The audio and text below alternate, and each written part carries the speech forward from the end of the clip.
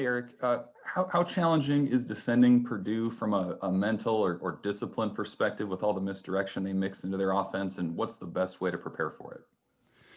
Yeah, I mean they're going to do a lot of stuff on offense. They have for Coach Brom's whole career. You're going to see some new plays and some new packages every week, formations, motion shifts, routes. There's going to be a lot of things to defend, and we've got to be sound in what we do. Alignment's got to be right. Assignment's got to be right. Eyes got to be right. I don't think there's any magic to defending it. It's a tough matchup every year, but the guys got to be dialed in on the calls that we have, and they've got to know all the adjustments, and they've got to just do their job every single snap period. And the thing that we've got to which has been a plus for us this year is we have been tackling much better, and we didn't tackle very well against Purdue last year. Brian Christopherson, 24/7. Hey, Erik, was that one of Damian Daniels' better games on Friday? And just what have you seen out of him and his progression this year? Yeah, I thought he played. I thought he played a really good football game. He was physical. He did a nice job in the middle all day for us. He's played some really good football this year, and I think that he's getting to where he can play more plays in a row, which is kind of what he needed to do. But on last Friday, he played a really good football game, and I was proud of him. And I thought that he was a big factor in what we could do defensively. And how do you feel Nick Henrich has sort of handled, bouncing around kind of outside, inside, how it's worked for him? No, I think the kid's a stud. He's done everything we've asked him to do. He started off inside, and then we had some guys go down in camp, and he bounced outside, and then we had some guys go down inside, and so he's moved back there. He's a really smart guy. He's just a football player. He understands just the game in general, and then he works hard at whatever position he's going to play and learning the assignments and techniques that he needs to do to function that week. But he's handled everything really good, and he just wants to help the team. Thank you. Andy Kendi, KETV. Hey, Coach. Their wide receivers between Bell and Moore get much of the pub, but what does their quarterback do well? Yeah, so he's one of the things that I don't think that you label him as much of a runner, but he does a really good job of finding who he's supposed to find. He knows his reads. He knows where he's going with the football, and when it's not there, he's going to do a good job of getting him positive yardage with his feet and or throwing it to the check down. So I think he manages the game really well, and he knows. There's a lot of times where they're going to try to get a big shot play on you, and he knows where to go with that football, and he knows if it's not right, don't throw it. Let's not make something crazy happen, and he's going to get it to where he needs to get the football, whether, like we said, whether it be a check down or just getting some positive yards with his feet. So I think he's a really, really good game manager. Both their guys, actually. Yeah, you did a really good job last year with Bell. What was the secret there? I wish there was a secret. I think that guy's a really good football player. But I think, in the back end last year, for the most part, obviously there's a couple breakdowns, or we probably would have won that football game. But, I think the guys just played with really good technique, and they had a pretty good idea of what we were trying to get done defensively and, what was going on offensively. Not that you're ever going to know 100% with this group because they do a good job of mixing it up. But I think it was just more about technique and eyes last year more than anything. Steve Sipple, Lincoln Journal-Star. Erik, I think you would consider that a good bounce back performance by the defense, holding Iowa to 2.9 yards per carry. How important was that for your unit to come back like that after what we would call a setback versus Illinois? Yeah, I don't even know if I'd call that a setback. I think that was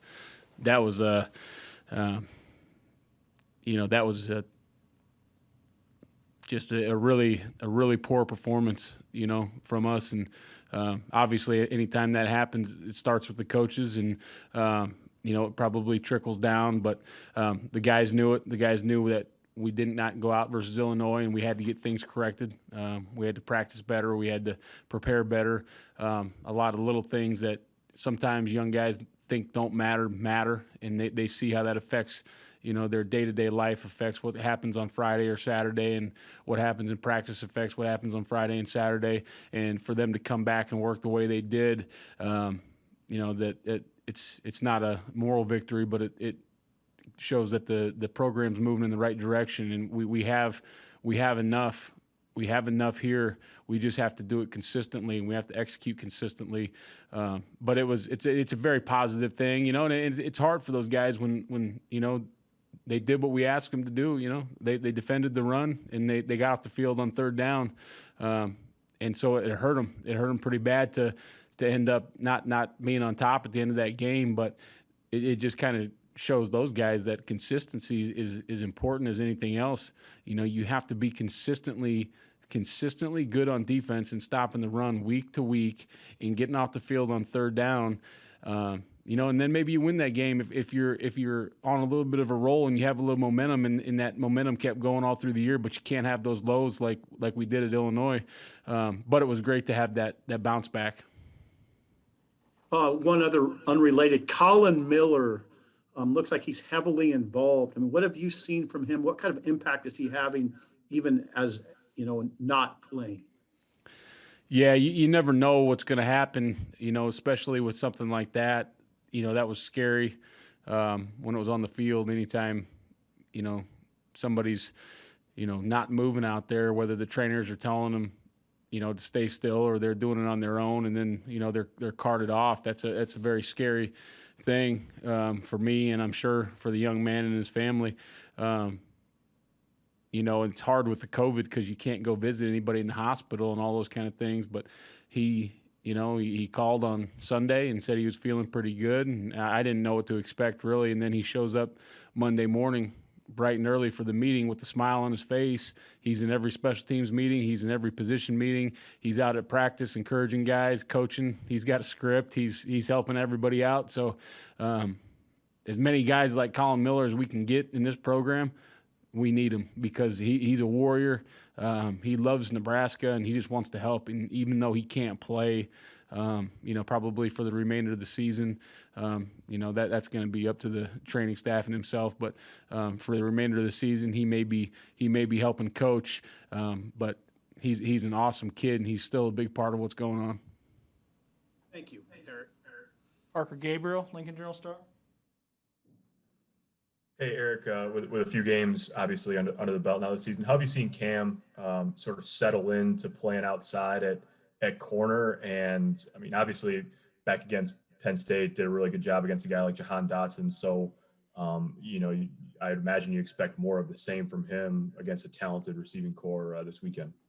Yeah, I think obviously, we talked about it beginning of the season and having him at corner and only playing corner instead of moving him around like we had to do last year was in his best interest, and he's played really good football so far.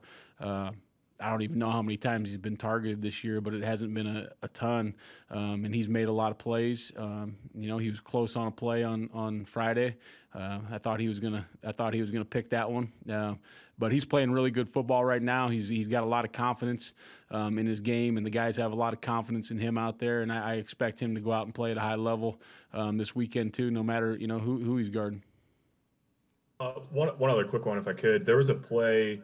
Iowa was getting toward the red zone, and Will Honus motioned out. He was all the way out on the boundary, and then he made a tackle in space on a crossing route coming back across. Is that a play that he makes last year or earlier in his Nebraska career? Because he covered a lot of ground. Yeah, I don't know. I mean, you'd like to think so. I mean, he made a similar play, I guess, against Colorado there against Laviska Shenault, who I think is a really, really good player. A little different. It was zone coverage, but he knew what he had to do. I mean, we were in man coverage, and the running back was all the way out. They went empty formation, and the running back was all the way out at number one, and he knew that there's probably a good chance that, when a running back gets out there, there's a few things, right? They run a shallow, they run a vertical, or they run, some kind of stop route out there, and so you're kind of ready for what happens. Now, anything can happen at any time, but I think he had a pretty good idea of what was going on, and I thought he made a really good play, and it helped us get off the field after a misstep rep that we had to go right back out there. So I was happy with the play he made. Two more for Coach. Sean Callahan, Husker Online.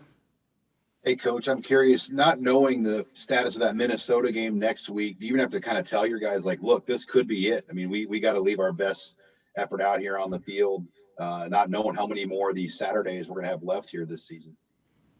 Yeah, I think if we gotta tell them that this might be it, so we need our best effort, we probably got the wrong guys here. Should be your best effort every time you go out there. We don't know what's going to happen. I mean, you guys probably know more than I do about Minnesota. I don't care about Minnesota right now. It's Purdue for us, and we'll move on to Minnesota the next week. But our guys are just ready to play, and they've been wanting to play every game, and it hasn't bounced our way some of the times. But these kids wanted to play football at the beginning of the year, and Coach Frost, obviously fought to get them to play football, and they just want to play every chance they get. And so I'm not worried about them thinking this could be their last game, or we might have two more or anything like that. I know whoever we play, whenever we play, they're going to go out there and give it their best shot because they love the game and they just love playing at Nebraska. We'll wrap up with Sam McEwen, Omaha World Herald. Erik, you're a former Iowa guy, so is Bob Diaco. You ever run across him in your career, or just chatted with him about defense? Yeah, I mean, obviously, when we were at Central Florida, he was at Connecticut as the head coach. So, we talked a little bit before the game, and I've talked to him a few times at the conventions and those types of things. But that's about as far as it goes. It's we friendly conversations most of the time, and that's about it, to be honest with you. Styles are different though, right? Like he's fairly well known for sort of a prevent style of defense, and would it be fair to say you're far more aggressive in that way? Yeah, I guess. I mean, to be honest with you, I've seen them on film. Obviously, when we're getting ready for an opponent a crossover opponent they've played before and those types of things. But to be honest with you, I haven't studied his system enough to know what exactly he's doing and how much pressure and all those types of things. But I guess from what we've heard, he's a little bit more drop eight or whatever you want to call it. And we've been a little more aggressive, but I couldn't tell you enough to give you a definitive answer there.